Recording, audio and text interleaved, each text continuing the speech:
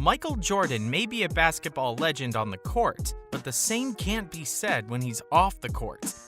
In fact, he's actually been caught in a few surprising controversies that no one would expect from him. Starting with one of the craziest facts about him. He was actually a bully. Michael Jordan may be one of the most iconic basketball players of all time, but people who remember him from the 90s know he used to be a complete bully.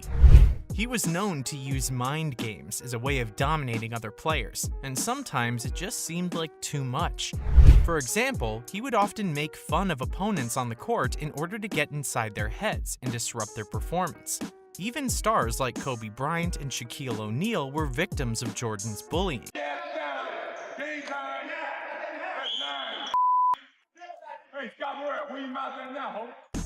But he wasn't just a bully in the 90s. There's another quality about him that people tend to hate: his nasty attitude.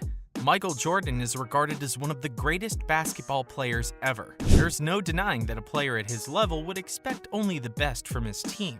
But sometimes, Jordan's expectations go far beyond what's reasonable, particularly during his time with the Washington Wizards. Jordan's goal has always been to win, and that's understandable. There is a difference between expecting your team to perform at the highest level and expecting perfection on a daily basis from players who might not have the same physical ability as you.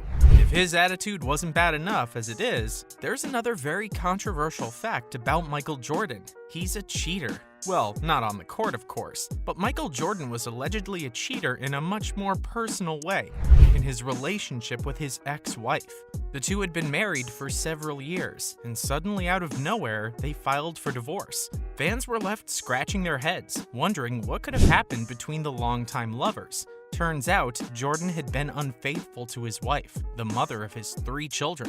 For fans who idolized him, this was a huge shock, and came as quite the disappointment that their sports hero could make such a poor decision in his personal life. Speaking of poor decisions, there's nothing that could beat what he did back in the early 90s. That's right, I'm talking about the Hitler mustache. When it comes to basketball, Michael Jordan is undoubtedly an icon.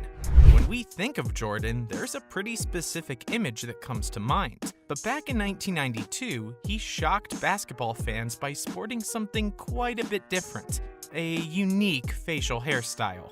His mustache looked very similar to that of Adolf Hitler. Yup, you can probably guess why it became such a big deal, and it was met with a lot of mixed reactions. While his mustache was pretty bad considering who he was imitating, it was another habit that changed his life for the worst: his gambling problem. Although Jordan's gambling problems were never really confirmed, there was always speculation surrounding the whole thing. It's not exactly a good look for the face of the NBA to be recklessly throwing away huge sums of money. Other than his gambling problems, Jordan also seems to think he's better than everyone else. Have a gambling problem at all? No, because I can stop gambling. I have a competition problem. This was highlighted when he challenged the Chief. Robert Parrish was one of the most successful and respected players to come from the legendary Big Three of the 1980s Boston Celtics, alongside Larry Bird and Kevin McHale. His nickname, the Chief, reflected his leadership level on the court. But when Parrish joined the 1996-97 Chicago Bulls in the middle of Michael Jordan's second three-peat, he wasn't exactly welcomed by him. In one of his first practices with the Bulls, Parrish reportedly botched one of the plays and found himself on the receiving end of Jordan's rage. Rather than being intimidated by Jordan's stern demeanor, Parrish simply fired back with a reminder of his own success. He told Jordan, "I'm not as enamored with you as these other guys. I've got some rings too."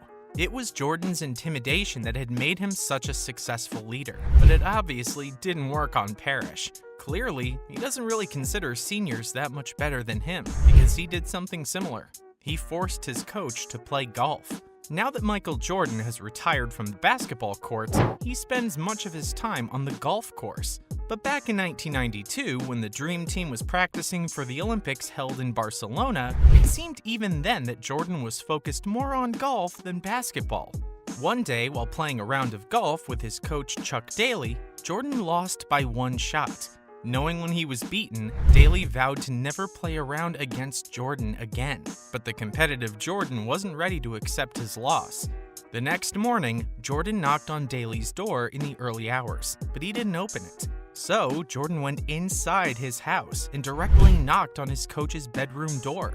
And still, no response. But Jordan was persistent and kept pounding on his door until he finally got the rematch he wanted so badly. As you can imagine, Michael Jordan won by a shot, just like he wanted. It's this intensity that made him one of the greatest basketball players ever.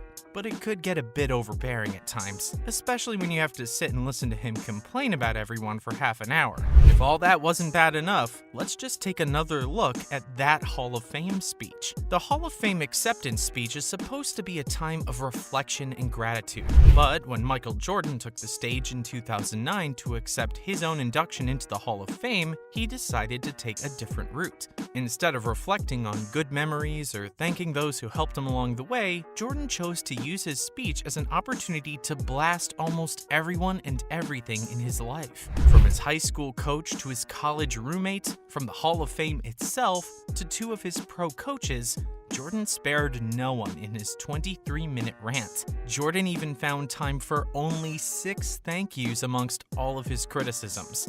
It was an unexpected moment in the history of Hall of Fame speeches, and one that will never be forgotten. What's worse is that when it's actually time to complain about things, he simply doesn't. That's why he didn't care about the Nike thing. When the issue of Nike's labor practices in other countries first came to light, it was met with a great deal of criticism from people around the world. At the time, Michael Jordan responded by saying he trusted that Nike would do what was right and that it wasn't his business. But given that Jordan's shoe line is a big part of Nike, it's very much his business. Jordan's statement was met with a lot of disappointment from fans who expected more action and a stronger stance on this important topic. If you thought that was disappointing, wait until you hear about the time he couldn't even handle the game getting a little heated. So, he straight up punched Steve Kerr in the face. While it's true that Michael Jordan has achieved a great deal of success and admiration throughout his career, there are some incidents that people take issue with. One of the most noteworthy being when he punched Steve Kerr during practice. The incident took place during a training camp when both Jordan and Kerr were playing together. After some heated exchanges between the two players, things escalated quickly, and Jordan punched Kerr. Understandably, this caused outrage amongst fans who didn't condone violence in the NBA. Steve Kerr has since spoken about the incident, looking to spin it in a positive light, but there still shouldn't be any physical altercation between players. And those are 10 surprisingly controversial things about Michael Jordan. Did any of them surprise you? Let us know. See you in the next video.